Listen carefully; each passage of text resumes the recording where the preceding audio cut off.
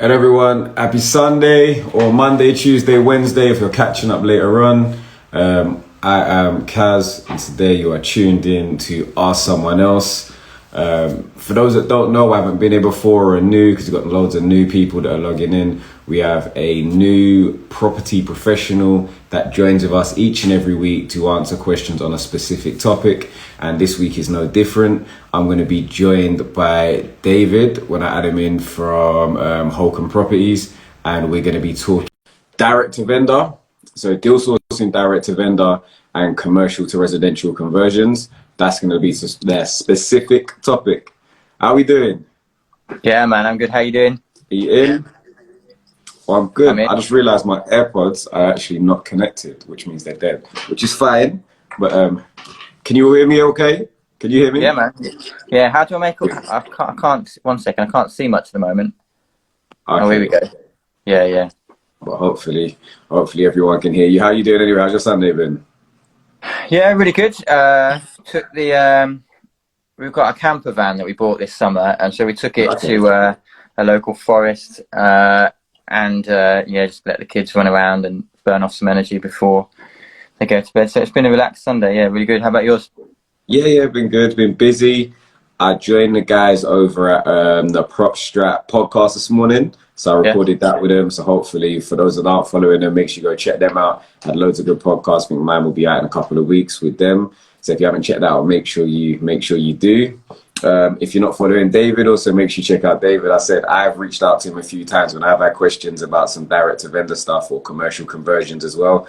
And he's given me a lot of good information. So I always recommend anybody that you do see on these lives, make sure you do go and follow them, because there's value in everybody that we have on here. So I guess, if you could tell us a little bit about yourself, please. So I was gonna say I'm how old, but I couldn't remember how old I was. I'm 35. I by trade I'm a musician, and I only started in property in 2019. We had like a buy to let, but it was we'd acquired it essentially, and that's currently being sold. And so in the end of 2019, we remortgaged our house and decided that we were going to invest in property. So was the remortgage specifically to invest in property, or you just decided you were going to remortgage anyway? Yeah, specifically to invest. It was at that stage. It was like, do we move to the 5-bed detached, or do we stick here for a few more years? And because we're so close to my kids' school, we're actually, the kids are young, we can stay here. So we did that, and remortgaged, took a lump of money out specifically for investing. And at that stage, I didn't know much, like whenever you start out, you don't know much. And for some, one of the first property we bought was a little office in southeast London, SE9, not far from you. I was familiar. I told you, when I see a lot of the stuff you post, because we didn't actually obviously know each other, but a lot of the time you just post stuff you were looking at, or stuff that you were just driving past and thought this had potential, and we'll get onto how you managed to interact with the vendors later. But I just saw, I was I know that building, and that's why I think when I started following you, I actually engaged with you a lot more, because every time I kept seeing, I know this and I know that. And I think for a lot of people that are maybe starting out, I think even before you've done your first deal, it's just important to post stuff about what you're actually interested in, because it's a really good way to network and engage with other people who are in the field, or people that you may have some synergy to work alongside in the future as well.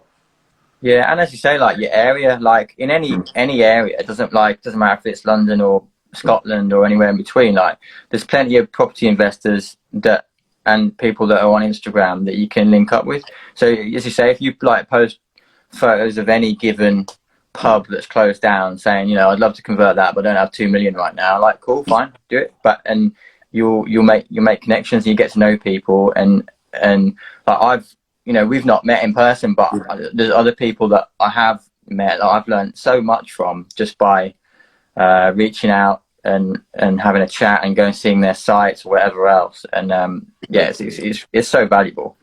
Yeah, I think for a lot of people, because I don't know if you get it, but I get a lot of people that ask maybe, you know, they might say I'm 19 and I want to get into property, or I'm 30 and I've got some savings and I want to get in, and it's where should I start? And a lot of the place to start is really just fully indulging yourself in property and starting to just have those conversations with different like-minded people. And, you know, I think you don't know what you don't know. So until you realize what you don't know where to kind of like spend your energy in learning new things. So why was it, what was it about like commercial to residential that attracted you? Well, I'd be lying if I said I sort of, I found it and then went and read the books later. Like I didn't actually know that much about it. So that one in SE9, what happened was I was at like my wife's family's like just like a little party of sorts, and I just got talking to somebody, and they said, oh yeah, this guy's like selling. I was just talking about property in general, and like, oh, you know, we're going to do this, that, and, you know, hoping to do this, and they have some properties, not like on a massive scale, but have a few properties. And they said, oh yeah, my old friend is going to be selling this. And I presume I'd heard something about permitted development rights. Like I know a lot more about them now. And for something, I was just like, oh, you might be able to, because I knew roughly where they were talking about, and I thought I knew the building. And I was like, you might be able to like convert that into residential. And they just said, oh well, he won't. It's like his last property to sell. He won't be bothered about that. And then, so I think the next day I just said, oh, can I go and have a look at it? I'm like, yeah, sure, you know. So I went to have a look, and I was very naively, I was like, I reckon you can use what was Class M to convert this into. So it's just a 40 square meter ground floor office. That's all it is. So convert it into a one bed flat. It's got a nice little courtyard at the back. Like actually now, or knowing what I know now, I mean, with Class E it'd be easier, but going back then, actually turning the whole of a commercial unit to residential is not always straightforward. Bromley are actually okay for it, but they didn't seem to stand in the way of it. But I was like, yeah, probably be able to. And I managed to somehow do an exchange delayed completion with the planning permission in the middle. Did it. And I was like, well, I better go and deliver it. So I then converted it in. And by the time we were converting it, it was lockdown 1. How long was your planning process? Well, it's Class M, so it's 56 days, and that was cool. But then they wanted something different with the bins and bikes, and then that took 13 weeks.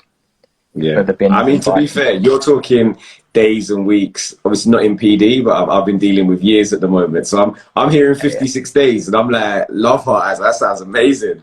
But I know when you hear these timeframes originally, for a lot of people, I think property is quite slow. Like the systems in place that allow you to do things. I'm not sure if you've seen that they've got this thing where they want to like modernize the whole application process to have like almost like pre-apps.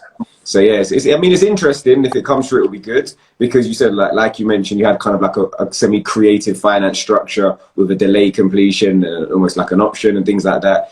But I think there's a lot of things now, whether it comes to like title registration and all sorts of different things, that, you know, when you're being creative, there's a lot of the old things that stop some creative solutions from working. So it'll be interesting to see the impact that those have to maybe allow sort of more for the more positive, like, you know, development councils that have a positive development attitude, so those would be the first to adopt it and sort of help. So you mentioned classes. I'm going to go to you as the guru of of commercials. So you mentioned Class M. Can you just explain the difference between some of the classes that you've touched on? Well, it's all defunct now, isn't it? But well, it's not all defunct, but it's all just changed. So it used to be class O for offices and class M for shops. And typically what that meant was that class M, you'd convert the back of the shop if it went onto a road or a separate road or an alleyway, and it had a little garden, and the front you'd keep as a shop. And class O is for offices, and you can just convert all the offices. And then there's class G, which you can put two flats above a shop. But so now O and M have become class MA, which is to change anything from class E of commercial use. But for those that obviously are just picking this up, they're just hearing like loads of different things. But I think that's when I spoke about at the beginning. It's like, for those, if you actively want to get into property, there's so many ways to skin a cat. There's so many strategies that you already, like, even to me, like, I wouldn't be able to say all of that off the back of my head. I'd have to go and look and remind myself or speak to my architect or somebody else. But you immersed yourself in a specific area and became an expert to a degree, in something, which then when you're going forward and looking for deals means that it's a lot easier for you to actually assess a deal like quicker and the viability of it, because you've built up your knowledge and your understanding of what, is viable and isn't. Yeah, and that links into the direct to vendor stuff that we'll touch on. That the reason I did it, and the website that you want to go to, by the way, for everyone that's listening, is Planning Geek. Like that, the guy that owns that website is called Ian Walmsley, and like it just gives you every piece of information really that you need on PD rights. But the reason I did it was because the way I was doing direct to vendor marketing, I was like, I can't just send out, letters aimlessly. Like, I have to be able to a certain extent pre-qualify what and who I'm sending to. So that's why I just, it doesn't take, there's not actually that much to it because everything's called class this and that. Then when you get into it and you go, oh, okay, all right, got it. And that helped me. And so that's why I sort of went and did that. How did that first deal go for you as like a deal? What were the numbers, if you don't mind sharing, and what were the numbers like and things like your bill costs? Yeah, I mean, I'd do it again every day. It was, we bought it for 120. We refurbed it, like refurb and fees were like 58 from memory, I think. And when you say fees, what are you including in your fees? So both finance costs. So we bought it outright with our own cash, but then we refurbed with investor finance, which was mostly a family member. But then also, as you well know, with commercial stuff, the professional fees are like, 10 times more than on just residential, because building control and the drawings that you have to produce for that, and then drainage and water and everything else like that. So yeah, I think all the fees were about 10 grand, roughly speaking, I think. And then the refurb was just under 50, I think. Did you have services? Were there services in place already, or did you have to apply for any new services? Services were good. The electric was fine, and the water was fine. We had to do something on the drainage. So with those, the costs weren't significant. Did it have gas, or did you go for an electric boiler? It didn't have gas, so we just retained electric. We didn't actually do an electric boiler because it was a one bed. We did what I would now call quite expensive electric heaters, and then put what's it called? An unvented hot water cylinder. Okay, under the sink. Did that serve your kitchen sink and the bathroom, or did you have an individual one for each? No, it's quite a big one. It's because the stairs to upstairs, so we could fit quite a big one under there. So it serves both. I think it's like 40 or 60 litres. Okay. And so Decent it means you can have a power shower. So it's just, and it looks good as well, and is pretty powerful, and yeah, it gives everything we need it to have. So it's quite a good solution actually in the end. It's obviously much cheaper than installing gas. Way cheaper. And still cheaper than an electric boiler as well. So yeah, okay, yeah. I think I've used the electric boiler like in flats, but I've got it's like a HMO, but it's a weird HMO that I've had for ages that is technically bed sits where they're all individual and have their own meters. So they've got the like unvented like under sink heaters. Yeah. They haven't been the most reliable, but they're really small ones. They just literally serve like the individual units. But in terms of the versus of, like you said, the cost of an electric boiler or trying to install gas, it just made so much more sense. And it made stuff so much quicker, because by the time you're dealing with traffic management and new supplies, and depending on where your mains are, it's a lot more work. So I think, you definitely went the right way there. And then in terms of your GDV, what was your, were you selling or were you refinancing, or what was your? Refinancing, and we refinanced at 240. So, oh, nice. We actually put it onto a 70% product. Obviously, if it was 75, it would have been a unicorn. But because it's classed as a new build, putting it onto a 75 wasn't, well. It wasn't worth it. It didn't bother me to leave a few grand in it, and the rates and the fees were much better at 70%. So that's what we did. And yes, it's really, really, really good deal. So quickly, for GB24S, GDV is just your gross development value. So in this instance, effectively, it means that's just what the property was sold for. So if you're doing multiple, it'll be the total value of all the properties, or could be sold for the end value of the project as a whole. Millward has asked, what is a unicorn? A unicorn is all money in, money out. So if I'd put it on a 75% product, then I would have mortgaged it for 180, and if I'd spent 178 on it, I would have got all my money back out again.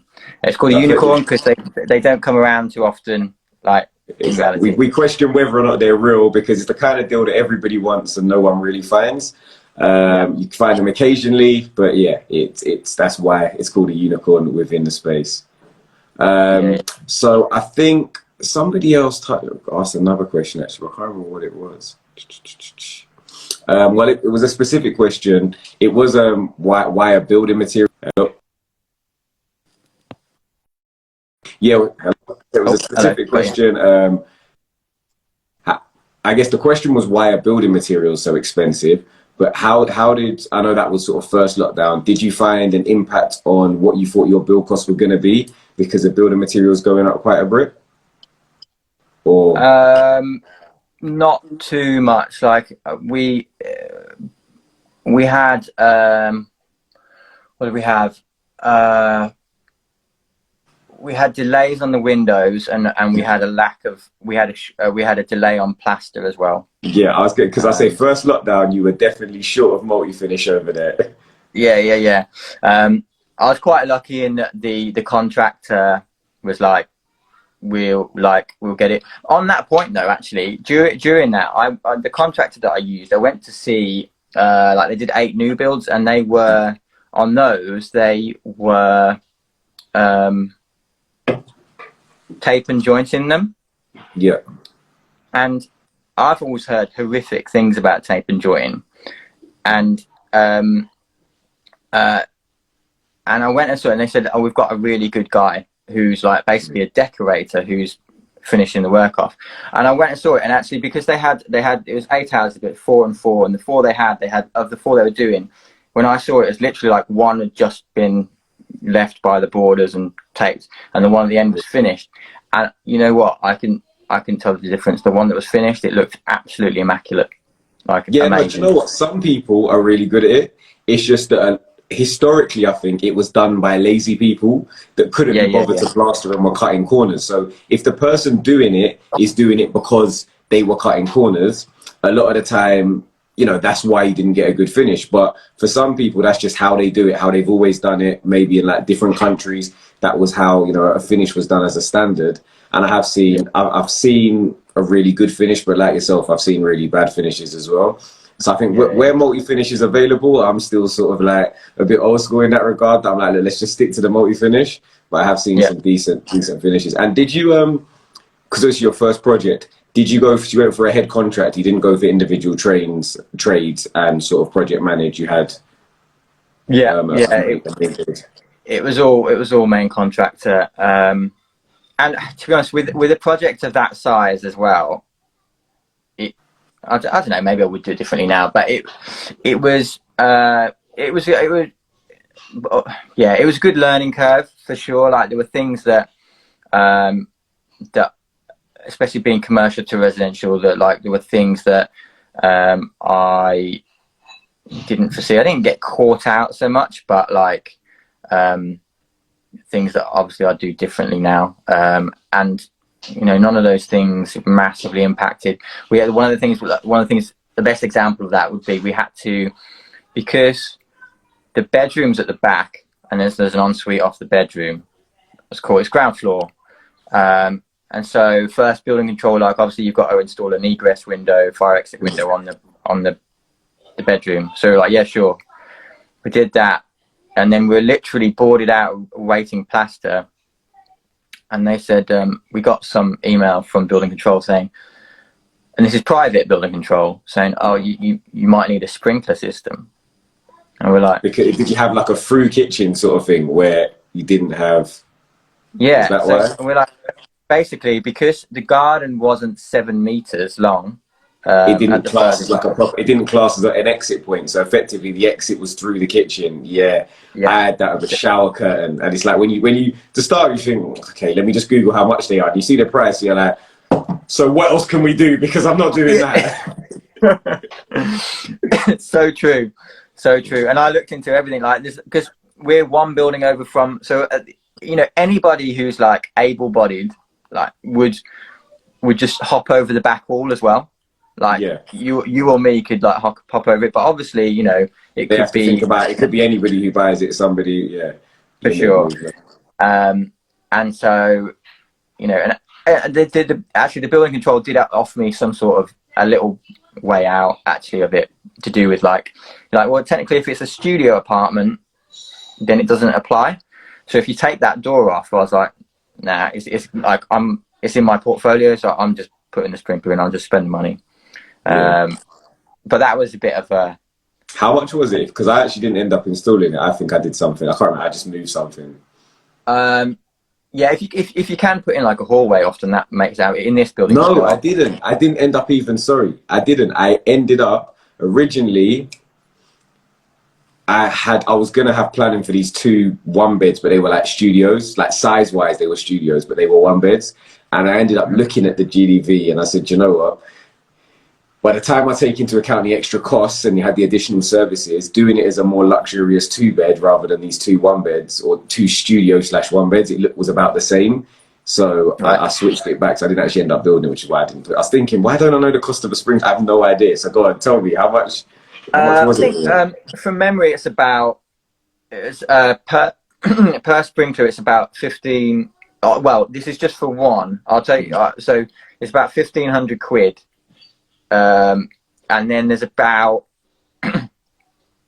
a few hundred quid more electric works that you need to do, because it needs to be on a separate breaker, FP wire, whatever else, and very like obviously it needs to, it can't. Yeah, it needs to work on like the emergency function effectively, same with that sort of. Yeah. But then I've just had a quote for our next scheme, and yeah, obviously if you're taking out 8 or 9 sprinklers, then that comes down per sprinkler considerably. Yeah. So yeah. Okay, so it's not too bad then. But I guess it's also because you started the work and it's almost retrospective. So like you said, you're boarded out, you've done your first fix, and it's like the idea. So you got to chase this back out. Then you know what I mean. So it's just frustrating. Yeah. But luckily there was just enough space at the bottom.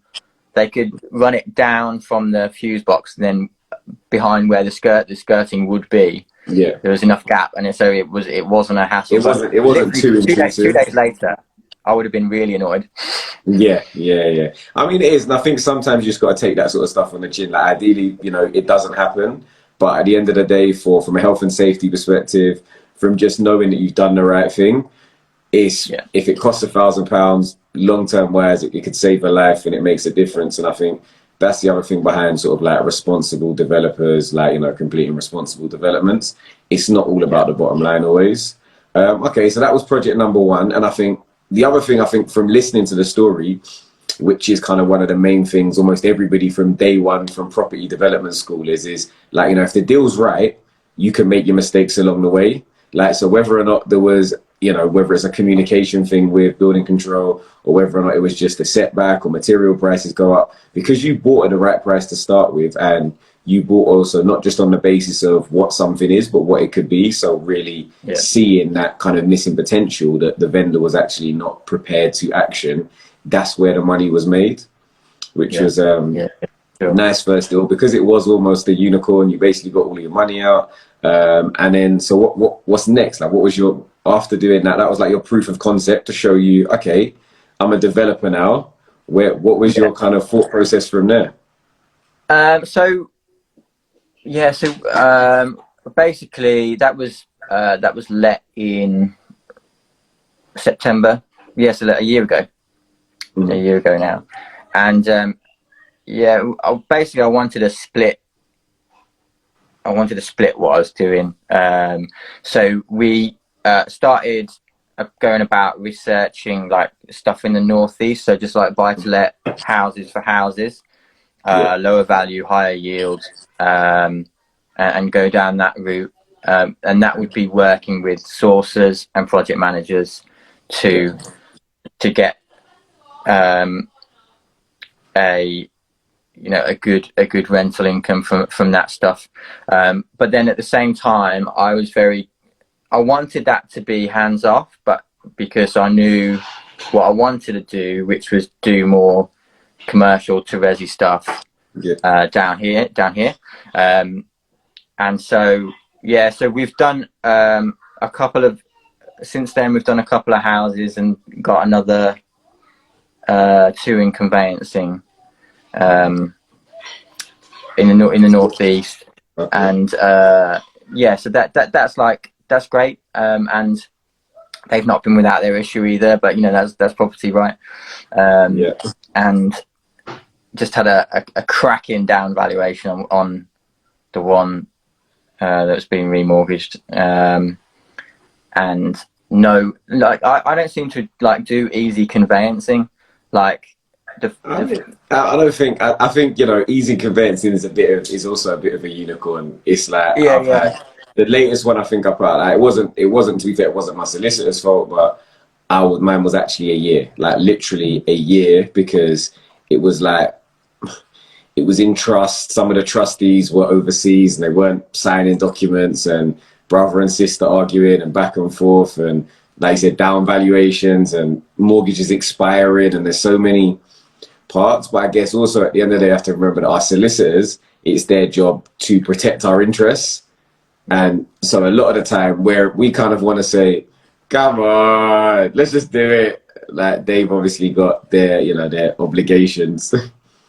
Absolutely. And yeah, it's totally right. I've had like the first one in the northeast had like foreign vendors, where it's probate and foreign, so that was like, not next of kin, and that wasn't actually too slow in the end when you look back at it, but it was obviously meant to be a lot quicker. We've had tenants, the one we've just completed on tenants refusing to leave, and the vendor was like, so this is like, they served them the 4-month notice, and we're like, oh, you know, I'll just wait, fine, property market's going up, I'll lock your price. And then they refused to leave, and the vendor was like, complete tomorrow, else will pull out. I was like, I'm not completing with a tenant that won't leave. Like, your problem is not going to become my problem. And eventually, you know, he didn't pull out, and we eventually purchased it, and it refurbed. I've got another one that the vendors in conveyancing, the vendors on their 3rd lot of solicitors currently. I don't know really why. It's funny. when, like you said, like there is a lot of bravado in property. So there's a lot of time, like I get these ultimatum letters where it's like, if you don't complete today, like we're gonna pull out. And I'm like, okay, but like I don't want to lose the property, but you know, there's common sense here as well. Like if you're talking about speed, I'm somebody who's 90% of the way there. You're gonna pull out to start again on principle or on what, or just, you know, I'm not that desperate for the property. So I do think for those kind of maybe in your first conveyancing experience going through it, you do have to like don't get bullied into making a rash decision, because 90% of the time, you know, the property's on the market because they want to sell it and they want the money just as you want to buy it. So make sure, like you did, obviously, sort of stick to your guns in terms of what makes sense financially, and don't take on somebody else's problems just to try and appease them. I think we're definitely and I've just had a flat round the corner. So although it's not my strategy, like I had a flat offered to me by an agent right around the corner from that one I converted last year in SE9, and I put in what I thought was a fairly low offer, and was offer accepted, and they said, can you complete in 28 days? I said, yeah, sure, 28 days is fine. And it came to last week was like 56 days or something, and they said, I got a call. I've had a few phone calls from this vendor during the course of the vendor transaction. actually called you directly? Yeah, well, he took my number at the viewing, and the agent was like, look, it's fine, I'm not bothered. I was like, all right, cool, yeah, whatever. And like previously he'd asked me to borrow $5,000 off me. He had said that the tenants had moved out, but when a contractor wanted to go round, I was on holiday at the time, he was like, oh, you can't get in because another tenant's moved in. And then the final straw is, he's like, look, how about we don't do the last few pieces of paperwork and we'll knock a couple of grand off. So I called my solicitor. I was like, just checking you haven't got this. Like, there's an error in the lease for one, so that needs to be amended. I wanted them to serve Section 42 to extend the lease, and there was someone else, I can't remember. They just pulled out. I was like, all right, fine. I don't know who's going to buy it off you, but cool. All right, they were like, you're getting a cracking deal. I was like, a cracking deal, but like 180 grand, if it's not mortgageable, is a shocker of a deal. Doesn't matter how. You can't. Yeah, and that's literally it. I think, Brighter Investments, he knows as well. Like, you can't be.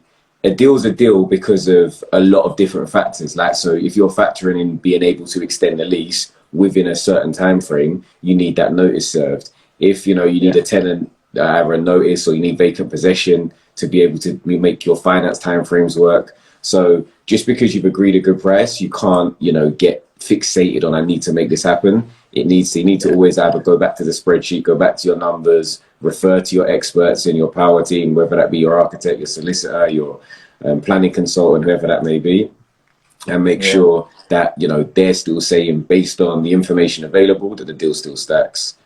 That's literally, I think that's 100% you made the right decision there. That being said, we could always kind of, you've got the contact number. You could just tell your solicitor, you've done most of the work. How much will it cost you to keep work, just, to sort everything else out? And if you sort that, just go back to him, like, what, we can complete in a month, we can complete in a week now. Do you still want it? Yes or no? Because the same person that's asking you for $5,000 is probably going to be pretty eager to get all of the money in a week's time if he knows he can get it. I spoke to the agent, and he's like, I wouldn't call it quits quite yet. Like, I'd be surprised if we don't get a phone call next week, sort of thing. Sometimes people just they need to see if they try and see if they can bully you into making a decision, and when they see they can't, they come back to the table to negotiate. And in that instance, you might turn around and say, what, I'm not really that interested anymore, but I'll do it for a little bit less. That was I don't know, July's price, so we'll see. Like, it's a good deal if I can do it, but I'm not gonna get bent over it. No, that makes sense. Then another reason why I reached out to you, or why I wanted to have you on this Ask Someone Else. So again, if you do have questions in relation to deal sourcing, direct to vendor, or small scale commercial to residential conversions, do ask questions in the comment section, or if you're watching this later on YouTube or somewhere else, you can ask your questions there, and I'm sure one of us will get back to you. But yeah, if you do have any questions, put them there. But the other reason I wanted to get you on was also to talk about your direct to vendor strategies, because I've seen, and I kind of wanted to talk us through what you do and why you do it. I think a lot of people, they hear like, oh, how can I find a deal? The auctions are very hot at the moment. The market's booming in general. Rightmove, Zoopla is on fire. You call something and they say, oh, we've already got a block viewing of 30 viewings booked in for the weekend. So direct to vendor is a strategy that can allow, developers or investors to find stuff, find stuff directly. So how do you go about, getting these direct to vendor deals? Since that, in terms of that first project, we've secured one and got a couple of other options that are all but secured, and which are direct to vendor. And it's all for me. I use Stamp, STAMP, to send out letters. They go to the building owner, and often 2, 3, 4, 5 times. And I've done some handwritten, which are actually photocopied and then you write a name on. But even that's still a bit like hard work. The reason I started doing it is because it's a real, to start in property now. I've got a year and a half's experience, right? But it's really hard because the market's tough, and we all know about that. And if you're not you can be fairly, a relative novice can be fairly certain about a GDV, right? It's there's ways to work it out, but stuff like build costs, you with your experience, Kaz, you'll know an awful lot more about build costs, even with rising prices, than somebody who just started. Exactly. Yeah. So quickly, can you explain what Stamp is again? Yeah, I'll write it in. It's NP. If you Google that. Basically you just you load in a spreadsheet of names, addresses, and have a template letter, and then it will automatically send out 100, 200, 300 letters to those addresses. So you have a mailing list. You can buy credits, and then you put in the details, and it will then generate your letters and get them sent out to the relevant people that you've identified their property as something that's maybe viable to put an offer in on. And it's cheaper than a second class stamp, let alone the paper and the printing and the envelope and the time. So it's a good way. There's other ones as well, but that's just the one I was first introduced to. So I use Nimbus, and I have a pretty rudimentary way of locating properties. So if I'm looking at a certain area, an area that I know well. Again, for someone, I know the next question is going to be, what's Nimbus? What's Nimbus? Sorry. Nimbus is a land searching tool. If you search Nimbus property, then on Google you'll find it, and it's like Land Insight, but it's cheaper. And for me, what I want, it does it quickly, easily, cheaply, and it shows me all I want to see, first up. So I'm looking. What do you see? I guess that's the other. So when you say what do you get to see? Well, so what? So this comes back to why I learned about permitted development rights, right? Because they're quicker than full planning, and it's a you go right, Nimbus. It's a right rather than a planning application, technically, even though you can be turned down, obviously. So you if you know, okay, so there's offices, I can convert offices, and I can convert, let's say, like backs of shops. Let's just say looking at or shops with uppers. If you go in, if you sign up for an account with Nimbus, even the free account, if you click on a title of a shop and you scroll down on the left hand side, it'll say commercial and rates assessment. Okay, click on that and it'll say office, like ground floor office, first floor office, second floor office, and then it'll say how big it is in square foot, right? So any one bed flat has got to be 37 square meters, which is 400 square foot. So if it's like one office, 257 square foot, sack it off. If it says it's like warehousing, well, that might have a PD, right? But it sort of does now. But so you can quickly just sack things off that aren't going to fit that bill. Or, for example, if it says like retail first floor, retail second floor, and they're both 500 square foot, I'm going class G, 2 one-bed flats above a shop all day long. And that is literally as far as I go to qualify the property. I don't care if it's on the market. I don't care if it's let. I don't care if it's vacant. I don't care about any of that stuff, because I know that if there's an uplift, there's potentially a deal there, right? And so that's, I have done other direct event, like I have done other like concentrated campaigns, like to do with like shops that are vacant, or chains that are vacating a lot of shops, like banks. Like big things on banks, and there's reasons why that wasn't that successful, even though I got like a ridiculously high response rate. But there's a lot of there was a lot of demand for those as well. Like they were very hot. The banks, and I can't remember who else it was. There's another shop. It was like betting shops as well. A lot of them. Okay, so effectively you found a strategy. So I think like to kind of, for those, like as a sort of mini summary, it was kind of like, okay, so firstly understanding what a strategy that works for you. So permitted development rights from commercial to residential, understanding within reason the rough parameters like that you would need to identify a deal. Then it's like, okay, now I know what type of properties work. Finding tools, so you've mentioned Nimbus, to actually identify these properties. Going back to use Stamp to actually, how can I then contact these vendors to actually get in touch with them, because a lot of these people, that there's no board. If then this is not for sale, you then got to find a way to reach out to them, because you could know where all the best properties are in the world, but if you've got no way of talking to the person that owns them, they're just nice ideas and stuff that looks fancy in your spreadsheets. So I think that for somebody asked a question, which was this, I just put it up, which was like, I'm young and I want to get started in property. I think the first thing to do is, an answer can only be as good as the question you ask. And I'm young and I want to get started in property is really vague. I think if you want to get started in property, what do you want out of property? What do you have at your disposal? And then what could, learn a strategy or look into a strategy and find out something you're actually interested in, maybe have a passion for, or have a passion about the numbers that will come out the back end of it, but find something that really, really works for you.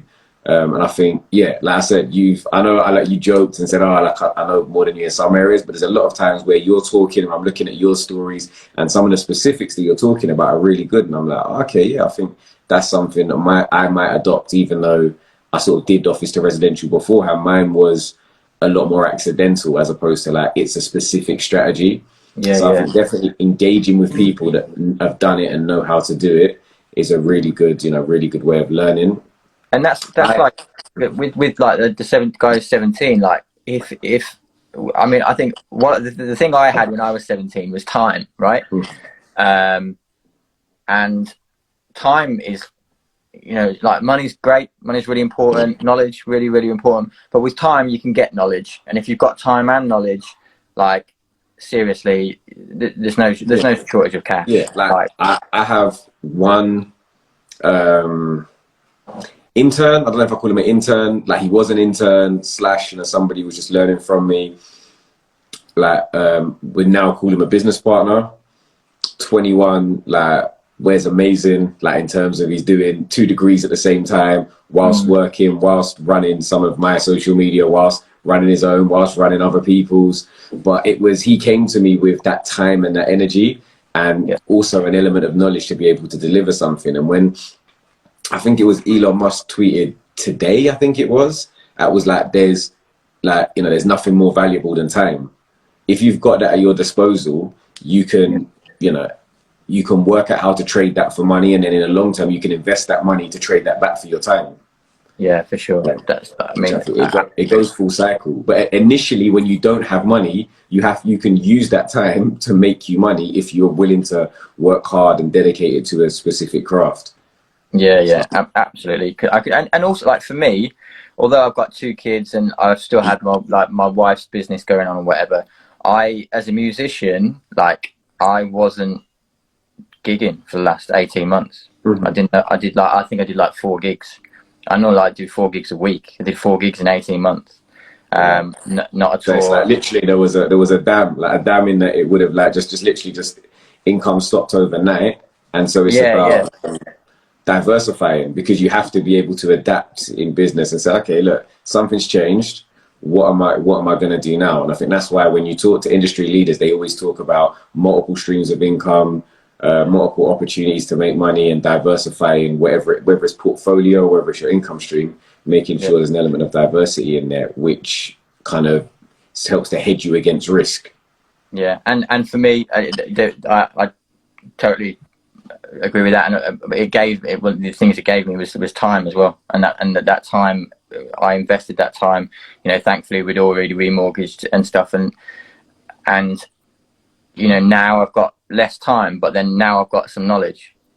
And you've, you know what I mean, you've got capital, you've built on assets as well, and you've got. So if for example tomorrow you said, you know what I want is time, these assets are paying you. The buy to let that you've got, the buy to lets that you've acquired, they can all give you that time back because you invested it, and it's about a return.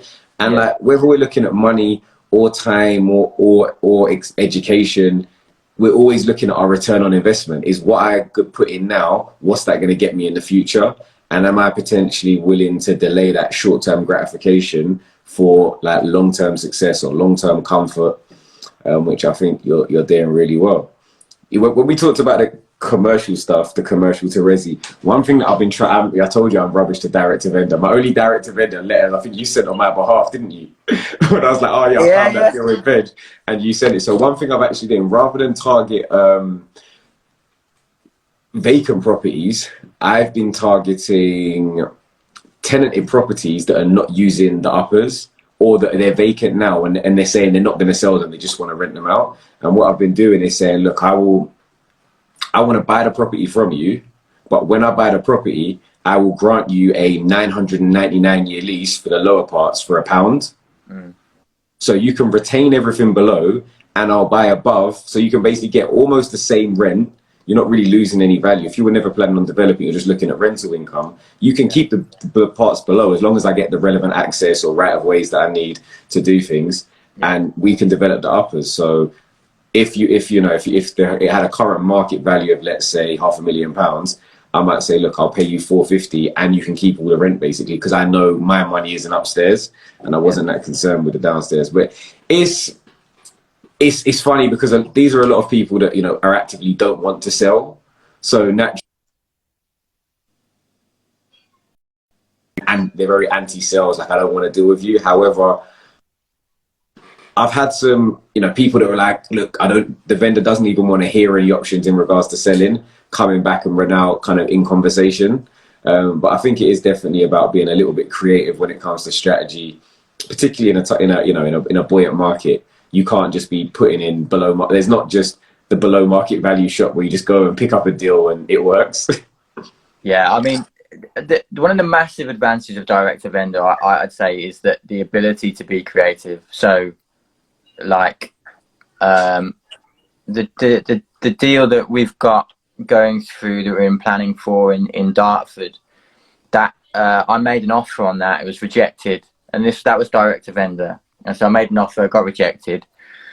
And I just said to him, I said to the guy who one of the guys that owns it, I was like, well, what about a joint venture? And I said, I'll do the work. You put in the building, I'll raise all the finance, and we'll develop it out. And we'll split the profit. And actually, those guys are, you know, they're my business partners now. They're really, really nice guys. and they're actually like just manufacturers based in the area, and they've always put all their profits into commercial property. So they have this thing where like they don't want to leave profit on the table, so to not convert, but they don't want to do the work themselves. So for them, it's finding something that you've got. It's a value proposition. I'll do the work, you put it in, you've already got the asset, and I love that strategy. Particularly if you can find, as long as you can agree on a current market valuation, that deal works so well for both parties. I've got two like that again, nothing like formal. As I said, because we didn't 100% agree on the market value, and they're just owner occupiers. So I was developing a house into 4 flats on a road. I know just neighbours want to come and see what you've been doing. I was the first person to do a conversion on that road. Naturally, everyone's looking at it saying, "Oh wow, like, didn't even know this was possible here. Could we do ours?" But then they've got agents telling them ridiculous prices for the property, and I was like, it didn't really make sense. Like, especially to buy it from you, subject to planning, for the money you're asking for. Yeah. But I kind of didn't want to leave it, so I said, "Look, would you put the property in?" We didn't 100% agree on the valuations. I said, "Look, if you get the planning and spend the planning, then it's a case of the ball's kind of in your court a little bit. If you want to go and develop it out, that's fine. But with a lack of experience doing like a house to 4 flats conversion as your first project, it's going to be hard." So 2 of those are currently in the process of going through planning. Yeah. And they can just be a really good way of finding people to work with. It also helps you minimize to a degree the amount of capital that you've got to put in, because you don't have the initial finance cost to acquire the building. You don't have the stamp duty. You don't have your first, legal fees beyond like making sure you've got your JV agreement in place. And it's just, like creative finance is a really good way to really leverage what you currently have. So I think it's good that you touched on that as well. I think, it's been like a hugely, like, it's just the agreement has like morphed into how we're doing it now, and that we've got a formal JV agreement, but it took a few months to get there. But I'm able to pay them like 100 grand, pretty much more than my original offer, because there's no stamp duty, I've got no finance costs. Some people get a bit lost in that I find some people that particularly maybe are not really finance based or numbers based feel like, but if the house is only worth 500,000, like I'm not paying you 600. But if you're saving me 45,000 worth of stamp duty, you're saving me 25,000 worth of, 25,000 worth of finance costs, 5,000 worth of miscellaneous and legals and X, Y, and Z, then, and we can get going a lot quicker, or maybe I don't have finance costs, like the term gets cut drastically. If I'm going to pay the government or going to pay a bank, why wouldn't I pay the vendor and somebody that I'm actually building a relationship with going forward? That, like you say, if their business is commercial property full time, they might end up having 4 or 5 sites, that you're able to work with. Yeah, I'm actually looking at another site for them next week. So there you go. The Els asked, what if the owner doesn't sell after you develop? He has to. Well, so that's not quite true. In the JV agreement, the owners have the right to retain the building. First right of refusal, effectively, at market value purchase. So effectively, Els, what that means is they have to sell as part of the agreement. However, if they want to retain the property, then they can, normally based on, you'd say 3 or 4 independent, either agents, or you get a surveyor in that will come and do a bricks and mortar valuation of what it's worth, and they have first refusal to buy it. Otherwise, it has to be sold. In most cases, because they maybe got the property unencumbered, or you'd look at obviously what their financing, their current loan to value situation is. You would either have a first or second charge over the property. Your JV agreement would outline a time frame in which the property has to, so mine generally say it has to be marketed for X period. If it doesn't sell, it will be sold at public auction after Y period. And that it could potentially get a little bit nasty if they don't want to sell, and there could be, that's why you have a contract in place, and why when we were talking about the relevant costs, and I was saying that, you might have X amount for legal fees, that document, that JV agreement is what protects you. So don't just get a JV agreement generic off the internet. If you are going to do something creative, it has to be a bespoke agreement that matches exactly what you need, what they need. You've got to do your searches beforehand to make sure they haven't got a random miscellaneous 7th charge from somebody else over the property. you've got to understand where your protection and security is.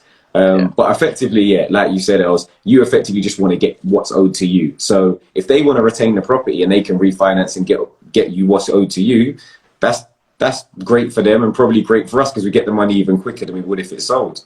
I mean, that's exactly my the case in this point. Like they have a big portfolio. They may well decide to retain, and if they do decide to retain, cool. I'll probably get my money at least 4 or 5 months quicker. So because I mean, if they retain and you're building up. Exactly. So that's good. No, this has been is really good.